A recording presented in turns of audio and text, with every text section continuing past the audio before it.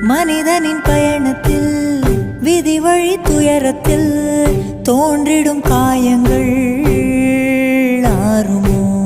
அன்பையும் பண்பையும் அறிந்திடும் ஒரு மனம் வெறுப்பிலும் சினத்திலும் வாழுமோ? வெளிச்சத்தை தரும் என்ற ஏற்றிய தீபம் ஊர் முழுவதையும் எரித்து விட்டு தீயாயானதேனோ?